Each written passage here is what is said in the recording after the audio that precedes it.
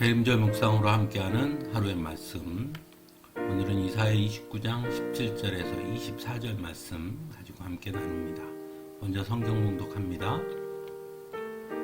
레바논의 밀림이 기름진 밭으로 변하고 그 기름진 밭이 다시 밀림으로 변하는 것은 시간 문제이다. 그날이 오면 듣지 못하는 사람이 두루마리의 글을 읽는 소리를 듣고 어둠과 흑암에 쌓인 눈먼 사람이 눈을 떠서 볼 것이다. 천한 사람들이 주님 안에서 더없이 기뻐하며 사람들 가운데 가난한 사람들이 이스라엘의 거룩하신 분 안에서 즐거워할 것이다. 포악한 자는 사라질 것이다. 비웃는 사람은 자취를 감출 것이다.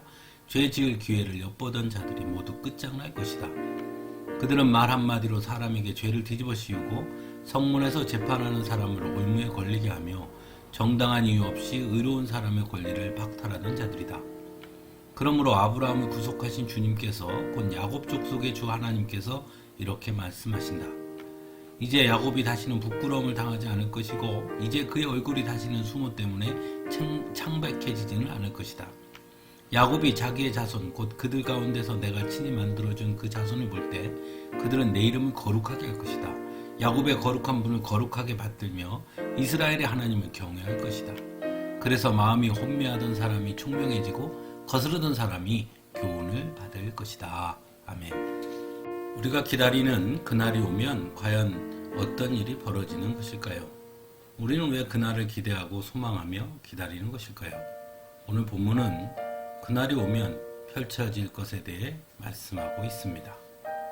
먼저 그날이 오면 듣지 못하는 사람이 두루마리의 글을 읽는 소리를 듣고 어둠과 흑암에 쌓인 눈먼 사람이 눈을 떠서 볼 것이다 라고 말씀합니다. 이것은 단순히 장애인들이 치유된다는 의미만을 뜻하는 것은 아닙니다. 오히려 그날이 오면 우리를 가로막는 모든 장애가 사라질 것이라는 것입니다.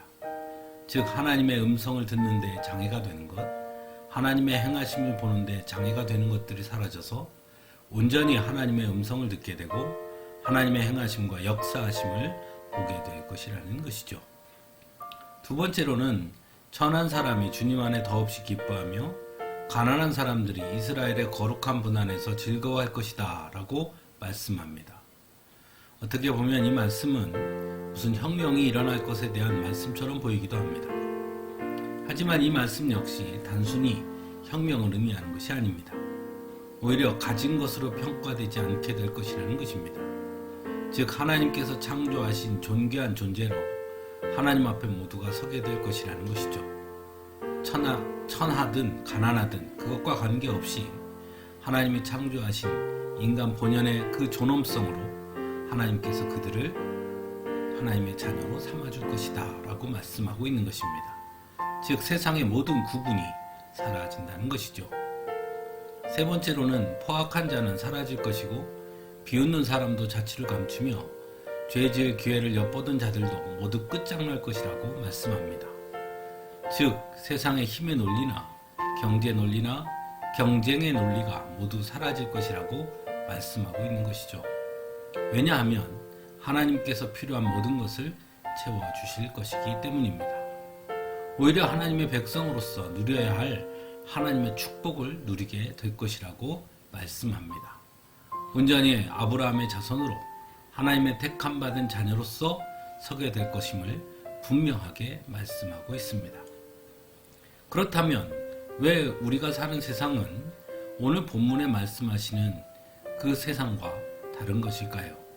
왜 우리는 하나님의 말씀을 듣지 못하고 하나님의 행하심을 보지 못하는 것일까요? 왜 우리는 모든 사람이 하나님께서 창조하신 존귀한 자녀라는 것을 잊고 그들의 겉모습만 또는 그들의 소유만 가지고 사람들을 평가하고 구분하는 것일까요?